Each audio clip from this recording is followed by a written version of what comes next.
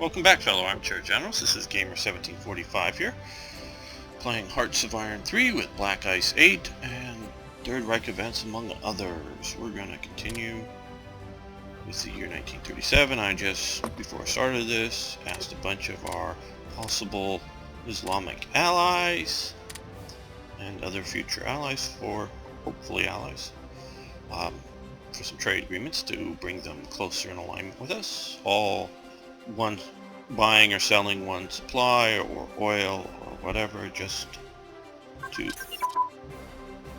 increase the amounts of trade with these people.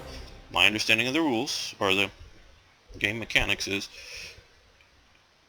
each of these trades equally, no matter how big they are, equally improve our relations with them. So numbers over volume. Okay, escort ship fire control system. Okay, that grays us out there. We're at 38 technology, which is good. We're doing that, so we're basically up on that. Transport ships. Okay, we will start doing these technologies. Let's take a look at Spain. The nationalists are moving forward. Overly, as we saw, there are too many units in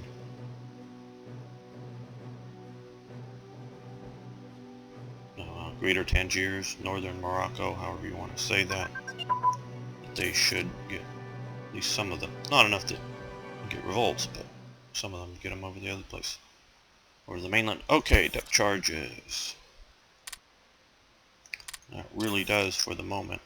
We might come back in 39 or 40, do some more here, but for the moment we've got that until we can start getting some of these others at 39. Just going quickly through our national technologies here.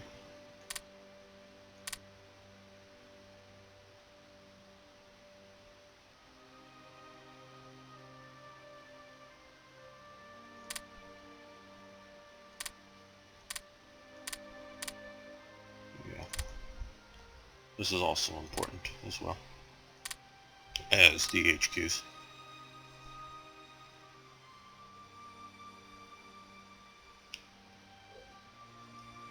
They don't need that big stacks.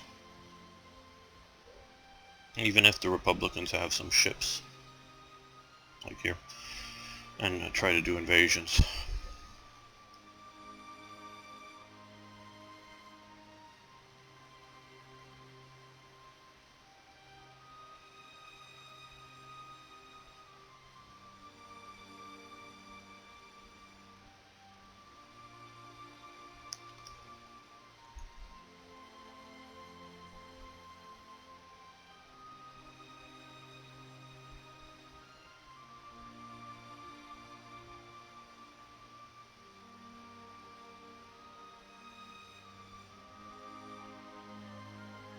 Okay, well, now, let's see, can we go back to Turkey yet? Yes. They just canceled a big purchase of fuel. Now, can we just offer them a small? No, okay. Just a little bit of fuel, no.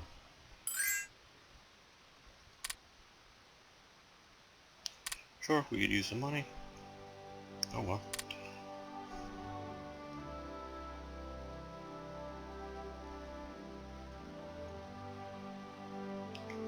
China is at least relatively at peace. Soviet Union. No significant. Well, one uprising. Got a couple of provinces out here. France. I think this is maybe one of those cases where once it rebels, there's not enough infrastructure to get it unrebelled, because these guys won't influence into somebody else's country.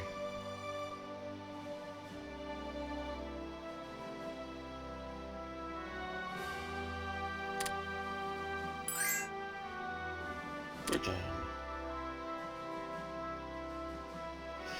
No, we're not looking for better relations with you at the moment.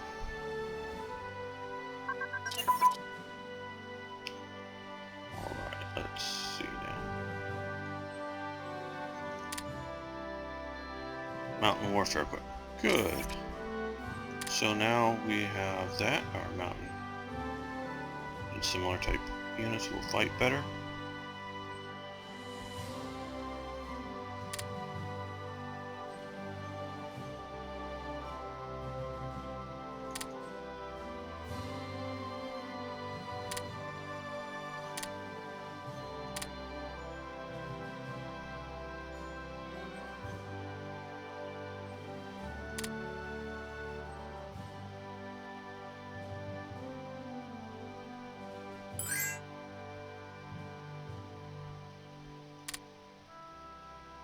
Sure, we'll give you some fuel.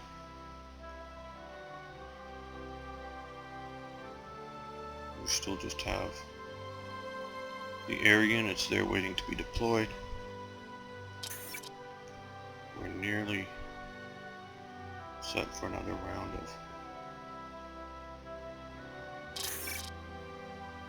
of... Okay, event contributed by my friend George, 1941. Sort of the major contributor to Third Reich events. The NSFK, the National Socialist Flieger Corps, Flieger Flyer Corps, was founded in 1937. It is a successor to the German Air Sports Association.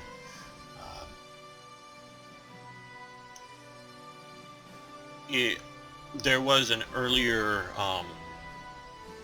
SA element that had some flight training and some elements of the NSFK, but this was a significant had significant ramifications for a couple of reasons. One, the German Air Sports Association, I don't know what it was in German, but it was an attempt to get around Versailles. There were at this time testing some tanks and some, for all the rhetoric, actually during the Reichswehr, pre-1939, there were German, because Germany was a isolated nation, and it was banned from testing tanks, it was banned from testing aircraft, and so they did some of those testings in the Soviet Union, which was also another isolated nation. Okay. And that continued under the National Socialists for a while, and so that they would, secret aircraft designs and such were taken to the Soviet Union and tested there. As you see the pictures of gliders, they were doing a lot of flight training with gliders because they were allowed to do that with gliders, but not with planes for a while. Obviously, there was a commercial German Lufthansa, and such, but they were very, very limited for what the government could do and be seen doing. So this was part of, and even in 1937, they were still, much less by now, but leading up to it with the Nazis, still very worried about breaking elements of the Versailles Treaty, and which I didn't bring up at the time, but since we're talking about that, a bunch of these ships in here, and maybe also very much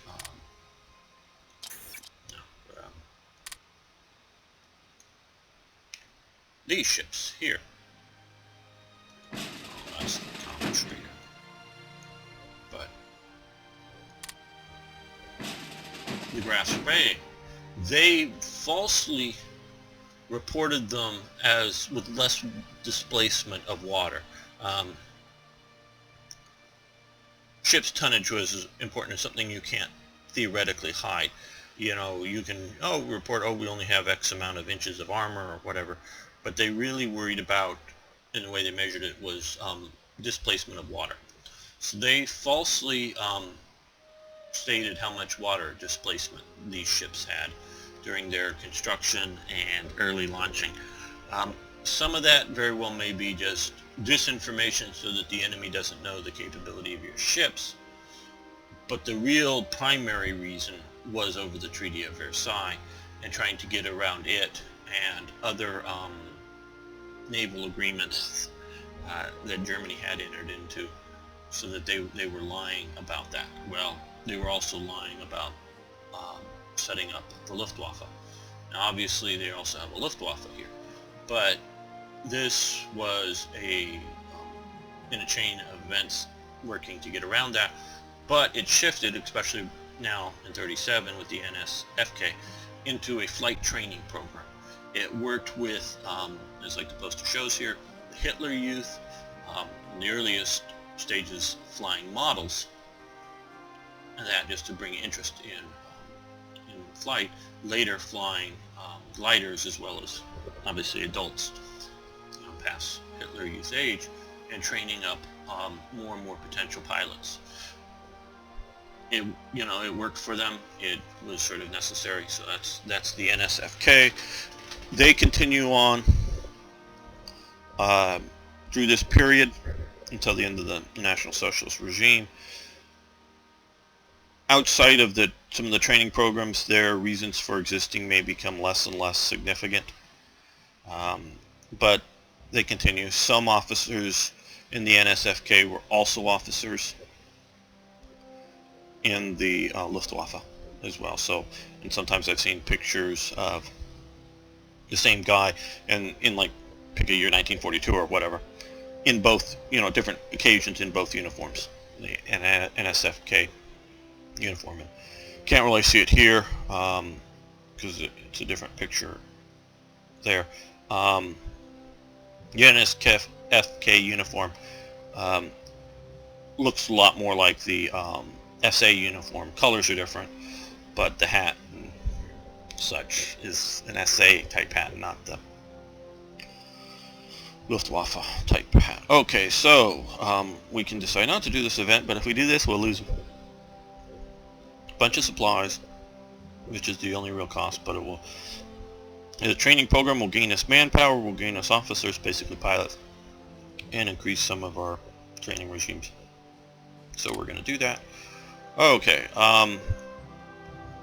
another interesting event, originally also brought to me by George, 1941.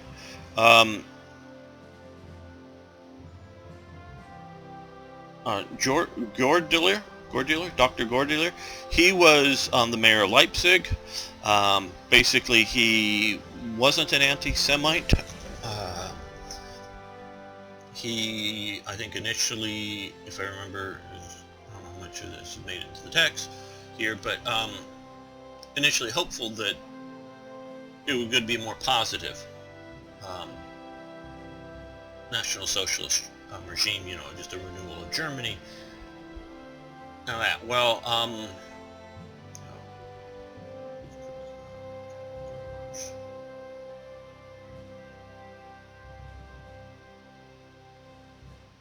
the Mendelssohn statue.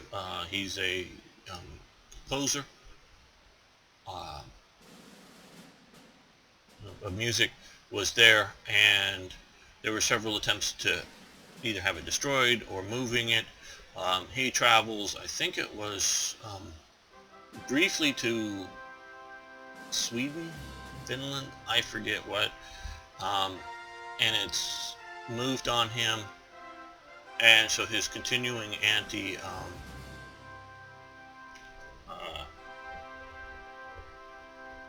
anti-Jewish, not that he was pro-Jewish, but his, not trying to remove all signs of Jewishness within German society, gets him more and more in trouble, and he resigns his office. He is later tried for part and this is, giving foreknowledge, of course, tried as part of the massive amount of trials for the von Stauffenberg plot. I don't know that he was how directly related he was in that, but he was part of their clique. So that's that. Okay, so this gains us more dissent, because just sort of representative of elements that were rather pro-German, but weren't fully going along with the Nazi plan. We sort of see it in hindsight that it's all going to happen. It's all, But there were rough moments. Not by this time, by 37. Not that there was any rough moment that was going to collapse the regime or anything, but just cause them some disquiet. And the Nazi regime was not the Soviet regime. They weren't, they did the Night of the Long Knives as sort of, quite honestly, an aberration for a rather public mass killing, where, as we see over here, the Soviet Union, the Great Officer Purge, we've already done the show trials. There were so many more people so often just disappeared in the middle of the night in the Soviet Union than there ever were, at least at this time, in the, and remember, in 1937, Kristallnacht has not yet happened. So, at this time, they are putting a good face on it. You've got to be arrested for being a communist activist, which is an enemy of society, as they see it, because these guys over here, the Soviet Union, are trying to destabilize the world.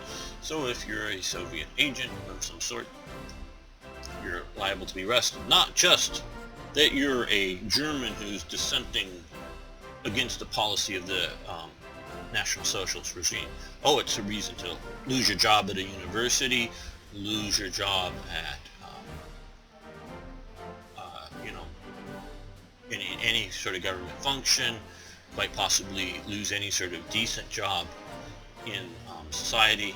Sure, you can be, I don't know, a bricklayer or some basic laborer and publicly hold, publicly is not necessarily in the sense of going and shouting to everybody else, but be known by the state as somebody who's not going along with the program, which is different than being an open anarchist or open communist or other types. So they were still very much worried about their public viewpoint at this time. As the war happens, as things become more and more extreme, stressed, that changes even more. But at this time, they're still worried about their things. So we will expand our air bases in Western Germany here. We like that for the need for additional air bases, as well as the practicals they cost, but they will be useful, which we're right now down to 4.43 ICs. Okay, and Great Officer Purge. Stalin did not trust the reliability of the army. Does that sound familiar? Hitler didn't trust the reliability of the German army. Although, to the best of my understanding, the Soviet army was not any sort of inherited traditions from the Tsarist army. They weren't, some traditional societal organizations that the German army had. It was just a power grouping that had, a workers' Soviet in some region, or the Farm Bureau wasn't all going to get on their tractors and overthrow the state. Though, of course, the NKVD were still shooting many people for real or imagined crimes. They weren't, as a group, a potential or likely threat to Stalin, but the army was, and so they do Great Officer Purge. Mostly of the talented leaders, because those are the threat. The the non-leaders, the people that don't, that just hold position and do what they're told, they're not a threat. The leaders are the people with initiative. They're the threat. So mostly those are the ones that go. This, of course, hurts the Stalinist regime incredibly. Hitler was a madman. I'm not saying that he in any way wasn't. But in many ways, I think Stalin was a more insane person. His paranoia, Hitler's paranoia, really only sort of came out in the, that last major assassination attempt, for his personal safety, where Stalin, for a long time, it was personal safety, paranoia, extreme. And so, yep, great officer purge.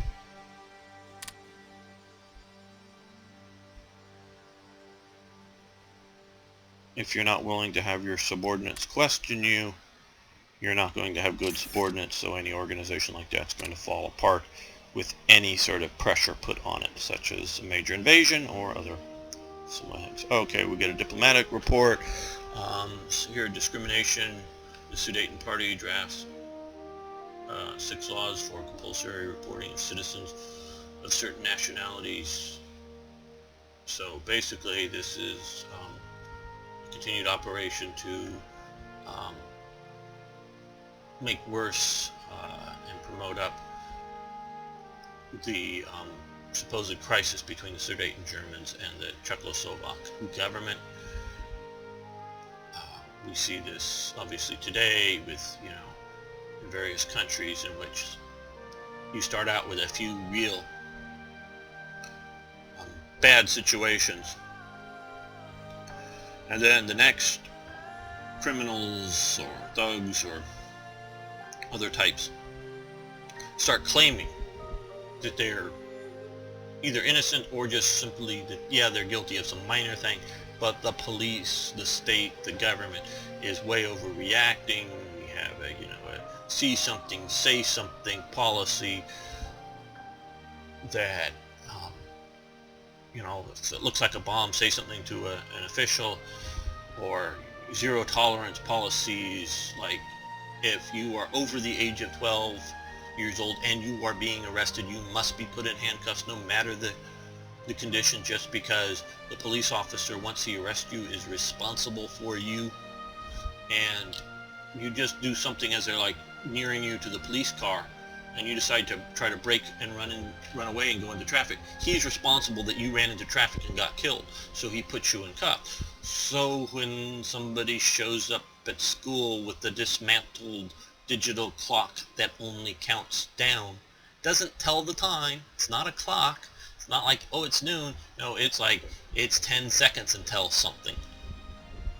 And then when somebody sees something and says something, and then when the police follow their procedure in which they will either serious reprimand or lose their job if they don't do, because we have these zero tolerance rules that if you are being arrested and you're over the age of 12 or 12 or older, you must be put in handcuffs. There is not a discretion. I mean, then you have incidents that then others will use to make their point. So whether the original incident is designed to stir up trouble or not is one thing, but then those with a message or goal will use that incident. And this is me comparing history to the modern politics, but you see that this is what the SDP was doing, was taking any little incident, was trying to create the appearance, the opinion, the concept within the Sudeten Germans that any slight, any misunderstanding, any questioning of them is a racial attack of some sort, is a attempt at discrimination, and they should not put up with it, meaning they should behave badly during the incident, which will hopefully have the official overreact even more, or overreact at all. And then once you have that happen, then you start reporting it in the local news, try to get it reported in Germany and the international to justify that the Czechs were being bad to the Germans. Not just, hey, they happen to be a different ethnicity or speak a different language. No, that they're actually being bad and repressive just because they are German. So that is what the SDP is doing. I do believe that the majority of the Germans in Czechoslovakia, and looking from the outside looking in, and you remember I was just talking earlier about how Germany at this point was still very careful about its public opinion, at least where it was perceived to be good, normal people, not, oh yeah, we're being bad to the communists or to the Jews, but if you were quote-unquote a good, normal person, they were still very much concerned about that. So these Germans thought they wanted to be part of, and I think the great majority of them did, wanted to be part of this new rebirth of Germany. Now, whether they agreed with all of the elements of National Socialism, I'm sure after a while with indoctrination, they did to some degree, but it is not necessarily that just because they thought they wanted to be part of this new Germany is that they were all good, loyal Nazis just because they were, over that. So that's what is happening at this time. And remember, this is back in early 1937, so we are moving along. And this is, and I have not gone through for event change for Austria, but there is a similar event chain. It's different because it's not playing on ethnic minorities from a government mainly by different ethnicities, Czechs, Slovaks over here. I don't know the ethnicity ratios in parliament or whatever, and I do know that when they were allowed, there were Sudeten-Deutsches Party membership in parliament because they did have majorities in certain areas, so they were represented. So that's how all of this worked out, and this is, things don't happen in a vacuum. There's reasons for them, and this is how Germany worked its policies of expansion. And we can see, I was just talking about sort of a domestic U.S. situation before, but we can see similar ones. My understanding is there's a significant amount of Russian minorities in these regions, particularly settled post-World War II. And you better bet that at some point, good old Putin is going to have a few real incidents and a bunch of manufactured incidents that are going to appear that these Russian minorities are being ill-treated. Now, will he be able to use that along with some other tactics to be able to invade and keep NATO out or not? We will see, but he's using that, and he used very similar things in Ukraine very recently, including the Crimea. So this policy that I'm talking about, and I'm trying to teach these lessons, are happening today. They're happening in this part of the world. Are you Muslim enough? Are you Syrian enough? Or whatever the local definitions to whatever the cause célèbre in a particular part. So be wary about what you hear. It's not always as it appears. Okay. Establish the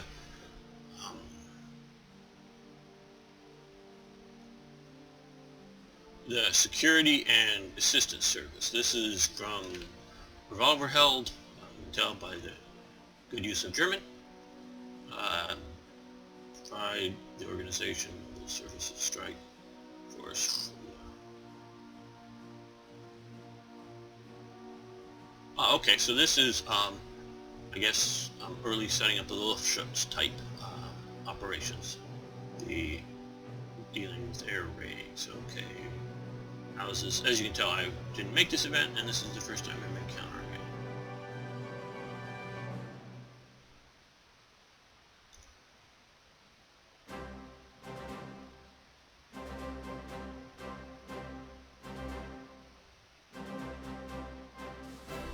Yes, well, as it says, like the Reich Luftschutzbund and the British air raid protection personnel, and unlike the United States Civil Defense, the SHD personnel were fully uniformed in military style uniform. Americans traditionally don't like uniforms, and the American, I've encountered a fair number of them, element, primarily they wore a sort of a World War I style doughboy type helmet. A lot of them I think were surplus helmets, not from World War I, but sort of the interwar period, that were painted white, and they had armbands as their uniforms, and that's what the U.S. had for its thing. So, this Ugana's proved 25 days and a bunch of 30 manpower. No need. Well, since this is cost-free, we're going to take this, and I guess that this would free up other manpower to do this type with manpower that might, as you can look at the guys there, might not quite be the most healthy guys to put on the Eastern Front or some other high stress constant combat situation. But in Germany almost everything was going okay. Well, this is the first time I've seen this event. Okay, Morgan Freeman's birth. Proficient active Morgan Freeman.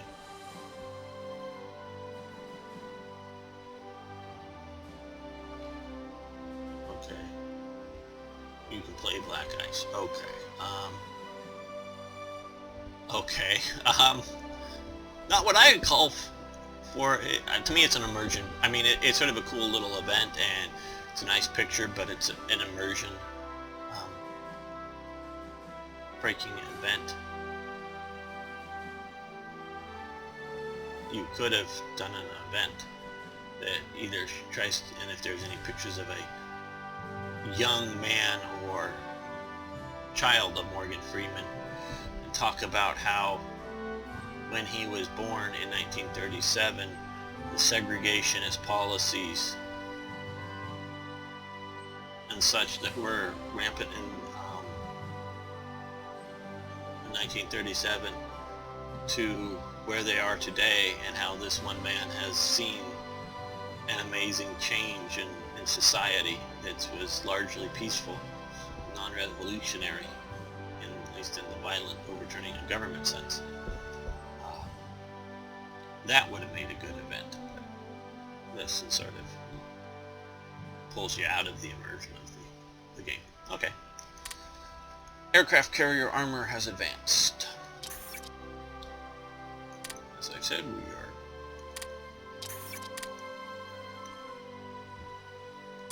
giving one slot to improving our aircraft carriers.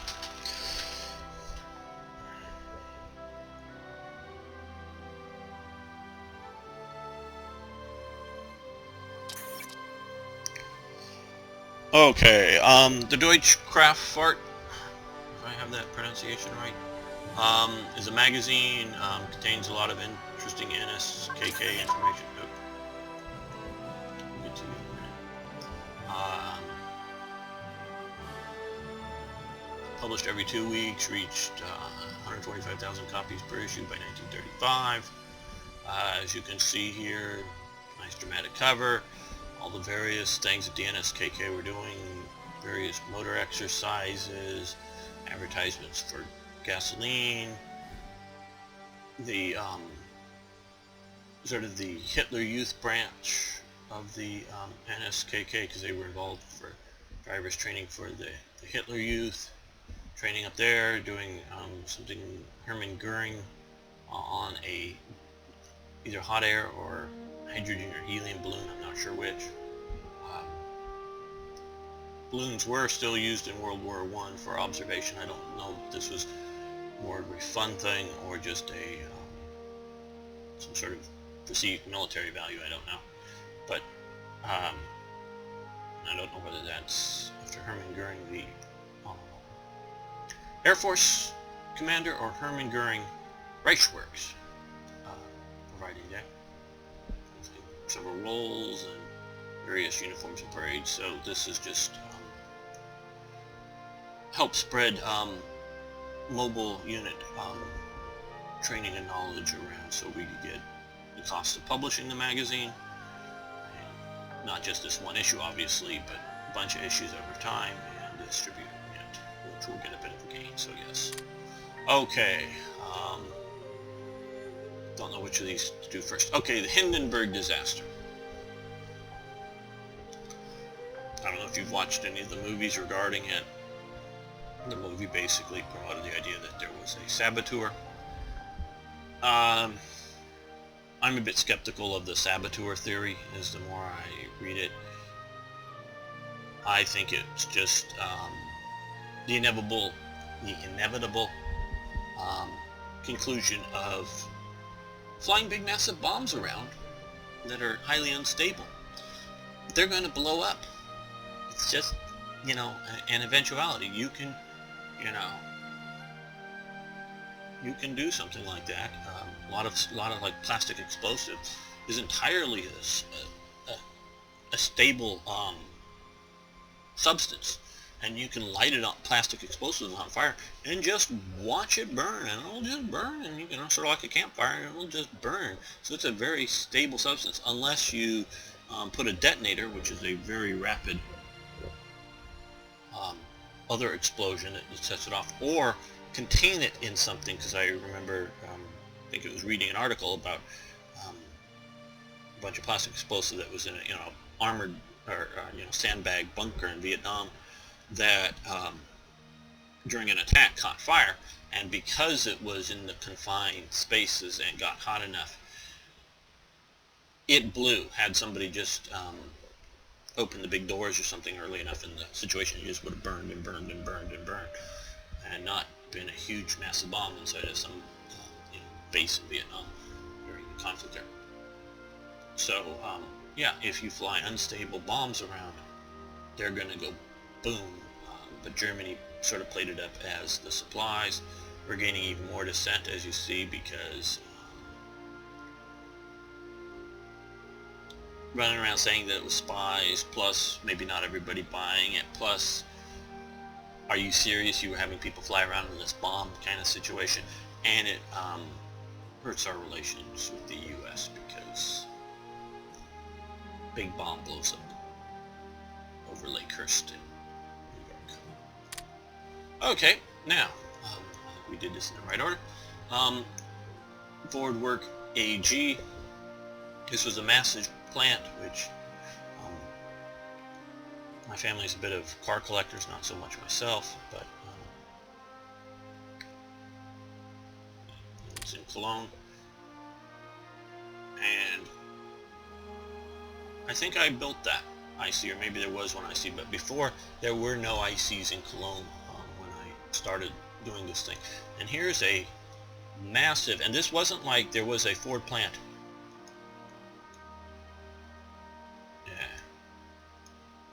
here in Istanbul, but it was an assembly plant, meaning you brought in all the parts, whether from Germany or from the US or wherever, probably most likely the US, and assembled the cars there. This was a complete manufacturing plant, from basically raw materials to finished car.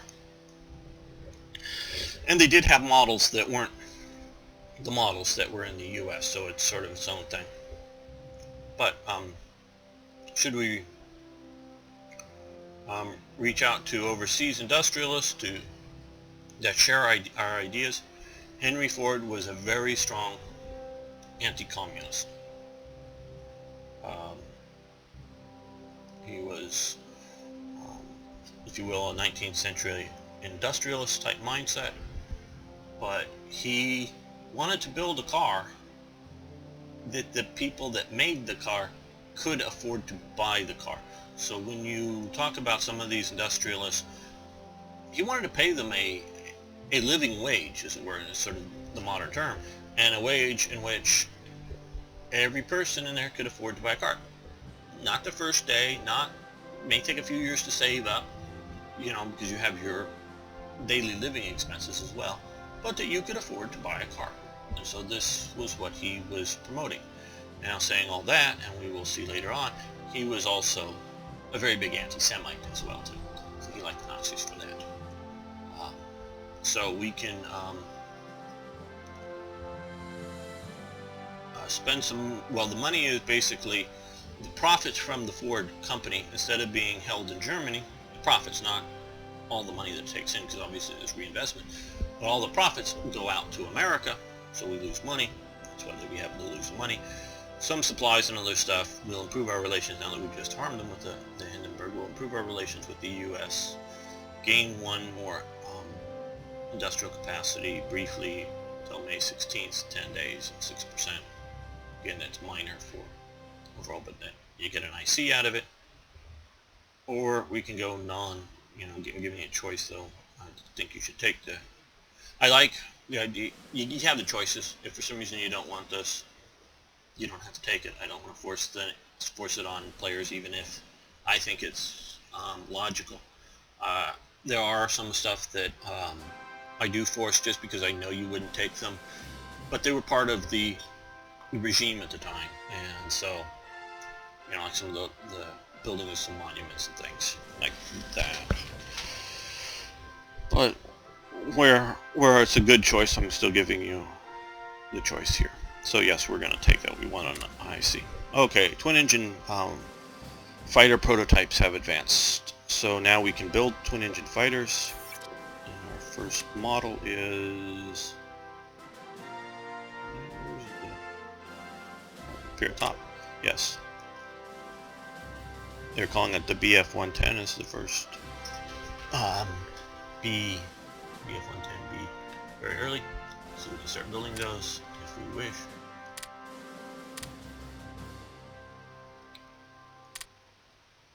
And do some other research, so I'm going to cancel that out. Put it over to there. Okay, I think we're going to end this episode here. Thank you for viewing. We're going to be continuing very soon.